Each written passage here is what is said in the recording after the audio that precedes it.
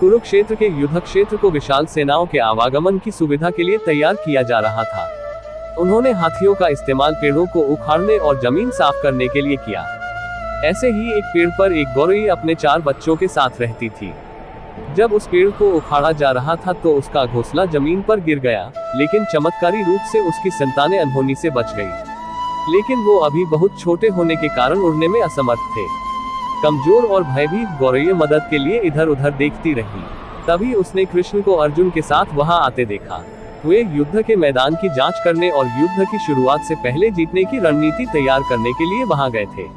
उसने कृष्ण के रथ तक पहुंचने के लिए अपने छोटे पंख फड़फड़ाए और किसी प्रकार श्री कृष्ण के पास पहुंची। हे कृष्ण, कृपया मेरे बच्चों को बचाए, क्योंकि लड़ाई शुरू होने पर कल उन्हें कुचल दिया जाएगा। सर्वव्यापी भगवान बोले, मैं तुम्हारी बात सुन रहा हूँ, लेकिन मैं प्रकृति के कानून में हस्तक्षेप नहीं कर सकता। गौरैया ने कहा, हे भगवान, मैं जानती हूँ कि आप मेरे उद्धार करता है। मैं अपने बच्चों के भाग्य को आपके हाथों में सौंपती हूँ। अब यह आपके ऊपर है कि आप उन्हें मारते हैं या उन्हें बचाते हैं। काल चक्र पर किसी का बस नहीं है। श्री कृष्ण ने एक साधारण व्यक्ति की तरह उससे बात की, जिसका आशय था कि वहाँ ऐसा कुछ भी नहीं था जिसके बारे में वो कुछ भी कर सकते थे। गौरैया ने विश्वास और श्रद्धा के साथ कहा, प्रभु, आप कैसे और क्या करते हैं वो मैं नहीं जान सकती। आप स्वयं काल के नियंता हैं, यह मुझे पता है। मैं सारी स्थिति एवं परिस्थिति एवं स्वयं को परिवार सहित आपको समर्पण करती हूँ। भगवान बोले, अपने घोंसले में 3 सप्ताह के लिए भोजन का संग्रह करो। गौरैया और श्री कृष्ण के संवाद से अनभिज्ञ अर्जुन गौरैया को दूर भगाने की कोशिश करते हैं। गौरैया ने अपने पंखों को कुछ मिनटों के लिए फुलाया और फिर अपने घोंसले में वापस चली गई। 2 दिन बाद शंख के उद्घोष से युद्ध शुरू होने की घोषणा की गई। कृष्ण ने अर्जुन से कहा कि अपने धनुष और बाण मुझे दो। अर्जुन चौंका, क्योंकि कृष्ण ने युद्ध में कोई भी हथियार नहीं उठाने की शपथ ली थी। इसके अतिरिक्त अर्जुन का मानना था कि वही सबसे अच्छा धनुर्धर है। मुझे आज्ञा दें भगवान, अर्जुन ने दृढ़ विश्वास के साथ कहा, मेरे तीरों के लिए कुछ भी अभेद्य नहीं है। चुपचाप अर्जुन से धनुष लेकर कृष्ण ने एक हाथी को निशाना बनाया, लेकिन हाथी को मार के नीचे गिराने के बजाय तीर हाथी के गले की घंटी में जा टकराया और एक चिंगारी सी उड़ गई। अर्जुन ये देखकर अपनी हंसी नहीं रोक पाए कि कृष्ण ने एक आसान सा निशान चूक गए। क्या मैं प्रयास करूं? उसने स्वयं को प्रस्तुत किया।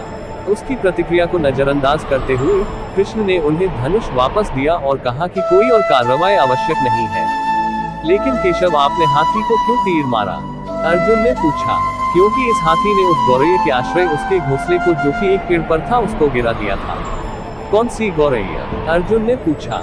इसके अतिरिक्त हाथी तो अभी स्वस्थ और जीवित है, केवल घंटी ही टूट कर गिरी है।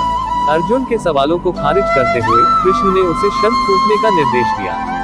युद्ध शुरू हुआ। अगले 18 दिनों में कई जानें चली गई। अंत में पांडवों की जीत हुई। एक बार फिर कृष्ण अर्जुन को अपने साथ सुदूर क्षेत्र में भ्रमण करने के लिए ले गए। कई शव अभी भी वहां हैं जो उनके अंतिम संस्कार का इंतजार कर रहे हैं। जंग का मैदान गंभीर रंगों और सिर्फ बेजान सीढ़ियों और हाथियों से अटा पड़ा था।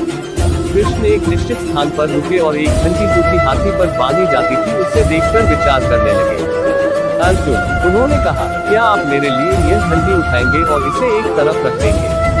निर्देश बिल्कुल सरल था, परंतु अर्जुन के समझ में नहीं आया। आखिरकार विशाल मैदान में जहां बहुत सी अन्य चीजों को साफ करने की जरूरत थी, कृष्ण उसे धातु के एक टुकड़े को रास्ते से हटाने के लिए क्यों कहेंगे? उसने प्रश्नवाचक दृष्टि से उनकी ओर देखा। हाँ, यह घंटी, कृष्ण ने दोहराया, यह वही घंटी है जो हाथी की गर्दन पर पड़ी थी, जिस पर मैंने तीर मारा था।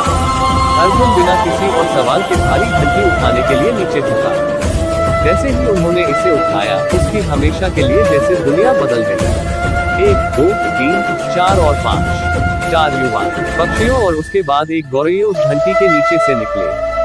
बाहर निकल के माँ और छोटे पक्षी कृष्ण के इर्द गिर्द मंडराने लगे एवं बड़े आनंद से उनकी परिक्रमा करने लगे। 18 दिन पहले काटी गई एक घंटी ने पूरे परिवार की रक्षा की थी। मुझे क्षमा करें हे कृष्ण, अर्जुन ने कहा, आपको मानव शरीर में देखकर और सामान्य मनुष्यों की तरह व्यवहार करते हुए मैं भूल गया था कि आप वास्तव में कौन हैं। आइए हम भी तब तक इस घंटी के नीचे विश्राम करें जब तक ये हमारे लिए उठाई ना जाए।